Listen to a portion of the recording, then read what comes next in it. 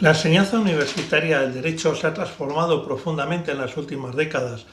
La implantación del espacio europeo de educación superior impulsó un modelo docente más atento a las competencias, a la organización semestral de las asignaturas, a la evaluación continua y a la especialización progresiva de los estudios jurídicos.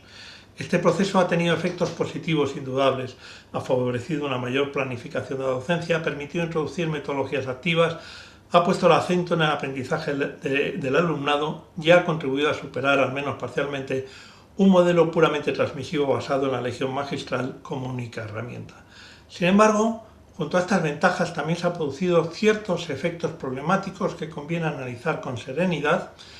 En el ámbito del derecho civil, quizás más que en otras disciplinas, la fragmentación curricular, la reducción del tiempo disponible para cada materia y la presión por incorporar contenidos cada vez más especializados han debilitado el contacto del alumnado con las grandes construcciones dogmáticas.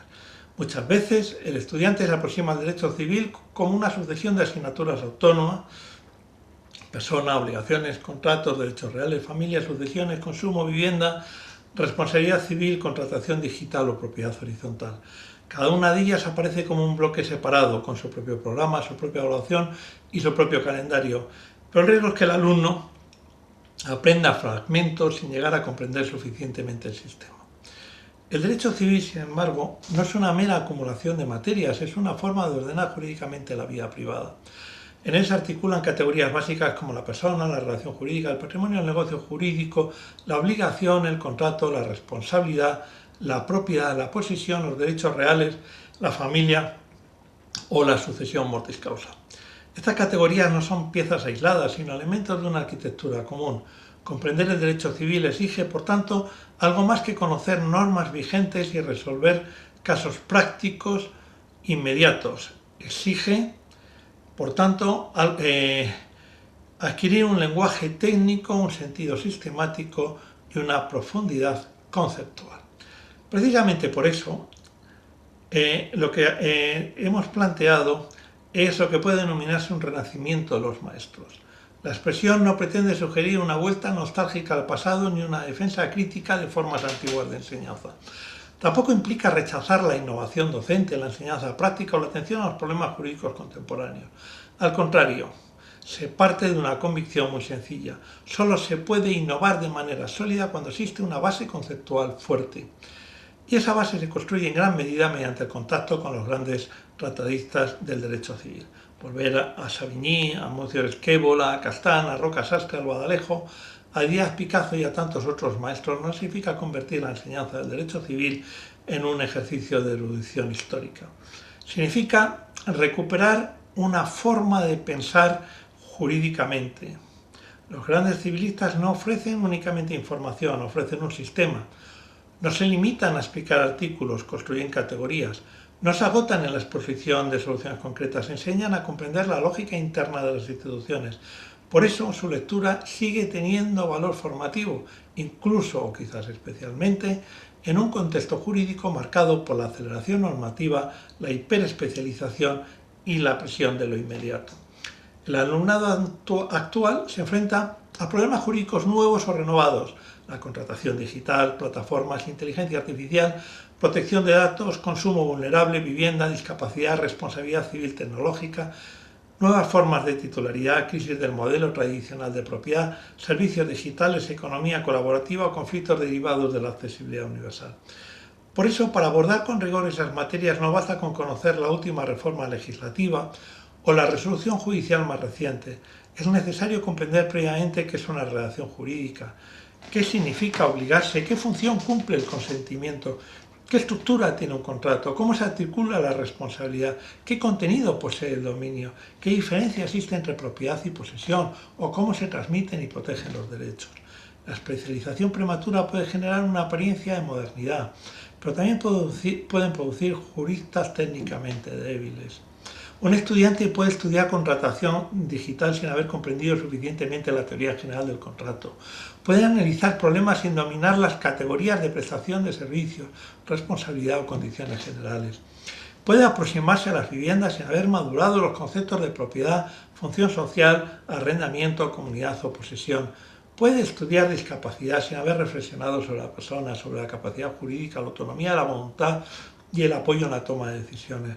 El resultado puede ser un conocimiento aparentemente actualizado, pero conceptualmente bastante frágil. Frente a ese riesgo, el renacimiento de los maestros propone recuperar una lectura estructurada de los clásicos y de los grandes trataístas contemporáneos como parte de la formación civilista. No se trata de sustituir el programa ordinario de asignatura, sino de enriquecerlo. La propuesta consiste en seleccionar textos de referencia no solo por autores, sino por instituciones.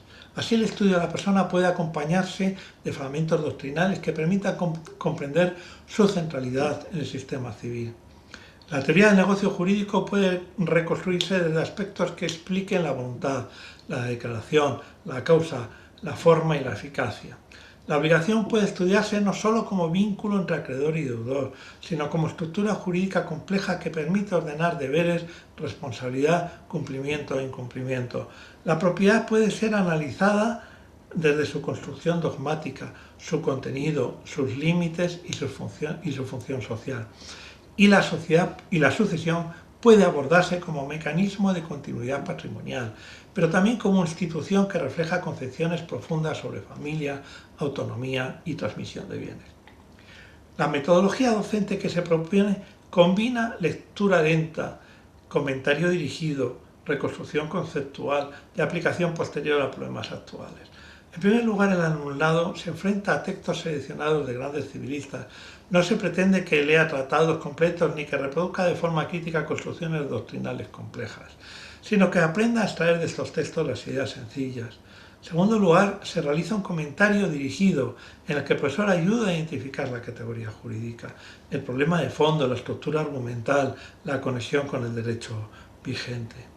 Se reconstruye la institución estudiada con lenguaje actual, pero sin perder su densidad doctrinal. Finalmente, esta institución se proyecta sobre problemas contemporáneos. Este último paso es decisivo. La recuperación de los maestros solo tiene sentido si permite comprender mejor el presente.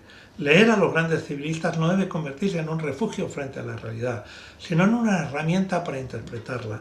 La teoría general del contrato sirve para analizar la contratación algorítmica. La doctrina sobre el consentimiento permite reflexionar sobre la aceptación masiva de condiciones generales en entornos digitales. La construcción clásica de la propiedad ayuda a comprender las tensiones actuales entre dominio, función social, vivienda y nuevas tecnologías. La teoría de la responsabilidad civil resulta imprescindible para abordar daños tecnológicos, defectos de productos, riesgos derivados de plataformas o perjuicios no patrimoniales. La dogmática de la persona permite afrontar con mayor profundidad los debates sobre discapacidad, autonomía y apoyos. Por tanto, la propuesta no enfrenta tradición e innovación, al contrario, las articula. La innovación docente no consiste únicamente en utilizar nuevas herramientas, introducir actividades dinámicas o multiplicar casos prácticos. También puede consistir en recuperar formas de lectura, de razonamiento y de profundidad que el ritmo actual de la enseñanza universitaria ha debilitado. En este sentido, volver a los maestros no es retroceder, sino reconstruir condiciones de posibilidad para una enseñanza jurídica mucho más sólida. La lectura de los grandes civilistas aporta además una dimensión formativa que difícilmente puede obtenerse mediante materiales excesivamente esquemáticos. Enseña al alumnado a manejar lenguaje técnico, a seguir razonamientos largos, a distinguir matices, a comprender la evolución de las instituciones y a percibir que el derecho no es una suma de respuestas automáticas. El derecho civil exige precisión contractual, pero también memoria histórica, sensibilidad sistemática y capacidad interpretativa.